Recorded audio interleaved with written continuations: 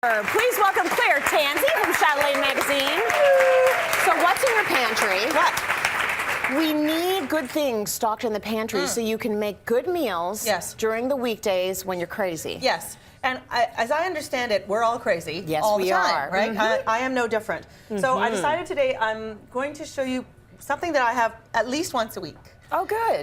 It's funny because as we were setting up, I said, oh, it smells like supper. This is like how I do this is how I make my supper. So number one, when you're thinking about making your life easier and cooking easier, lower your expectations. Lower. But you know, I mean, if you're still working on that assumption that you have to have meat and a vegetable and a starch on a plate and something, forget it. Like, you can have a vegetarian pasta. It has got everything that you need in it, all the protein and nutrients and fibers and all that good stuff. And you can customize it however you like. That's a thing. That's a good idea. You know, because if you lower your expectations in the kitchen, then you're not going to pick up the phone and call for takeout. Exactly. You're just going to say it's okay. I can throw something together. And this is literally 15 minutes, depending on how hot your stove heats a pot of water to boil. This is a 15-minute supper. Good stuff. So you walk in the door, you fill a pot of water, you have no other idea in your head, but you have a pot of water on. Okay. What is coming from the pantry for this recipe? Pasta. Just the pasta. Dried pasta. Okay. If you're ever at the store and you think, what am I going to have for dinner this week, and you have no idea, buy pasta, buy greens. Yeah, it's easy. You're good. So, and then what's going to happen in the pan here is I'm going to make a really simple sauce from stuff that I always have in the pantry. I always have garlic. Yeah. I always have chili flakes. I always have some dried green herb. I'm going to use thyme in this occasion. A little bit of olive oil, and then that goes in, and this is another key, low heat. I don't want to burn my garlic. This is just low heat. Okay. So I want that garlic to get nice and fragrant.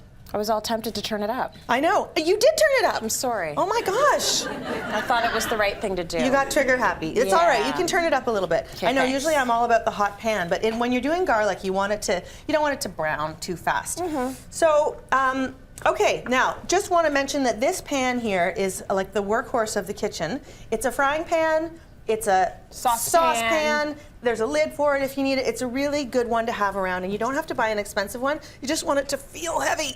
Yeah. If it feels light, like you're going to just whip it off the stovetop, no good. So it should feel heavy, and this is a pan that's going to actually cover you for a lot of different things. Actually, between this pan and this pot and this colander, one nonstick pan, and you're covered. We are going to talk a little bit later in the show about how true that is. You don't need the whole set. Exactly. Yeah, you just need a few really good pieces, and you can make whatever you want. So you've picked spinach as your greens. I love spinach. I also love spinach every day. I usually at home I go for either rapini or kale. Okay. Just because you're a big kale girl. I'm a big kale girl, and also if you buy them on a Sunday, they're still good on Friday. Like they last really well. Spinach, that's true. You kind of gotta come to spinach a little earlier. Yeah. Okay, honey, turn that stove up. Now we're gonna add the spinach. Good. And you know how spinach reduces down to nothing? I really wanted to do this. Oh, I went all the way up. Okay, all the way up. Sure, I'm gonna do it all the way up. Now that our garlic is sautéing, you know what? Forget it. I don't even need a knife. The thing with greens is they shrink down to nothing. Yeah. So I kind of want to eat all of that spinach myself.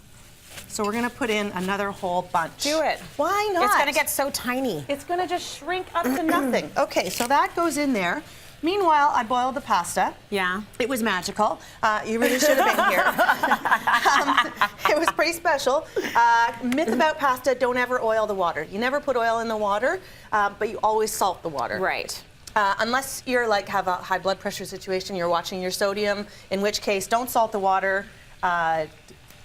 Just don't do it. Just don't do it. Yeah. Now, the thing that I learned about pasta this year was that you don't need to drain it.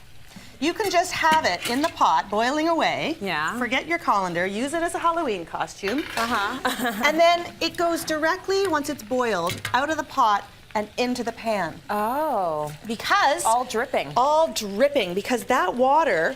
Imagine that the spinach has shrunk down a bit. That water is going to actually help to create a sauce. Okay. I know, because you see, we're not adding tomatoes or cream or anything here. We are just making a really simple garlic and olive oil pasta sauce. Oh, I really turned up that heat, didn't I? You really did, but it's good. I'm so excited. You can see how fast this is. And once you are done with this, and the spinach wilts, and the pasta's all coated, you can add anything else you have in the pantry. Maybe you've got olives. Yeah, right there. Maybe you've got sun-dried tomatoes. You probably have Parmesan. Grate that over top. And truly, 15 minutes, you have fabulous supper. So you get home, put the pasta on right away. This thing is done in 15 minutes. Yeah. Pantry pasta. Pantry pasta. I love it. Believe. Okay, we're putting that recipe on our website.